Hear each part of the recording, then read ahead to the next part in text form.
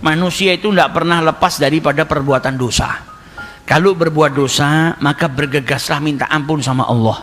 Kalau sudah minta ampun ternyata terjerumus lagi berbuat dosa, maka kembali lagi kepada Allah minta ampun.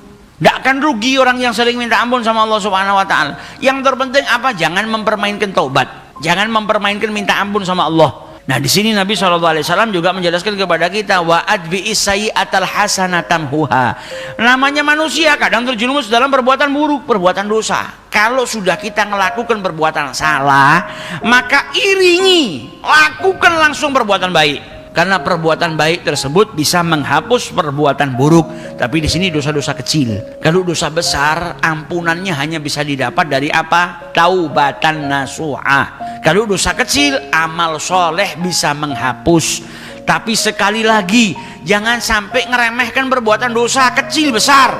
Dua-duanya datangkan murkanya Allah, dua-duanya nggak disukai sama Allah.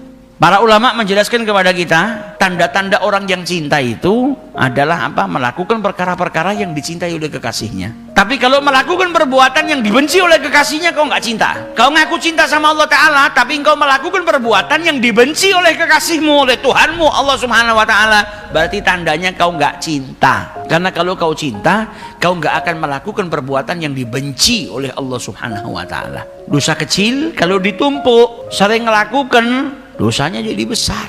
Jangan ngeremehkan, nggak apa-apa saya berbuat ini sebentar ini setelah saya melakukan ini saya tak beramal soleh, toh amal soleh itu bisa menghapus dosa. Nah, kalau meremehkan seperti ini, mempermainkan Allah Subhanahu wa Ta'ala.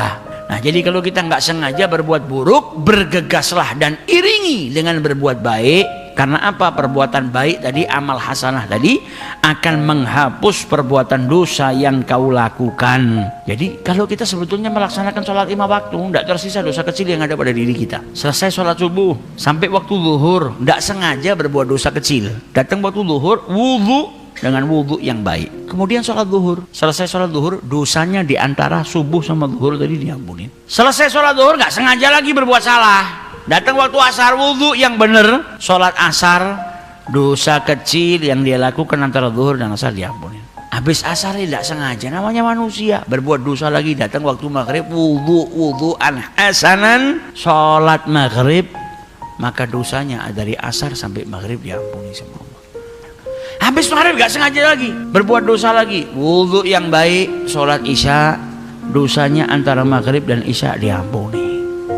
Malam, waduh maksiat lagi. Datang waktu subuh, wudhu yang baik, kemudian melaksanakan sholat subuh, dosanya diampuni.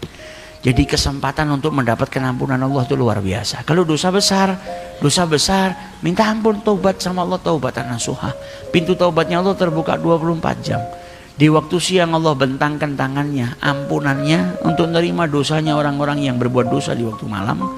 Di waktu malam Allah juga buka pintu taubatnya besar-besar, Allah bentangkan tangannya, pintu taubatnya bagi mereka yang berbuat dosa di waktu siang.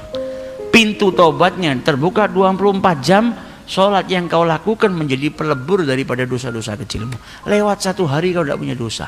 Buku catatan amalmu kosong daripada perbuatan dosa. Di sini pertanyaannya cuma mau atau tidak. Kalau kita mau ya diampunin. Kalau lewat 1 hari ternyata masih ada dosa, berarti kita nggak berjuang, nggak mau untuk dapat ampunan Allah. Lawang difasilitasinya gampang. Kau sholat, dosamu diampuni. Kau salah nyesel minta ampun sama Allah Ta'ala, taubatan nasuha, dosamu diampuni. Tinggal kita melakukan apa enggak. Sholat menjadi pelebur daripada setiap dosamu.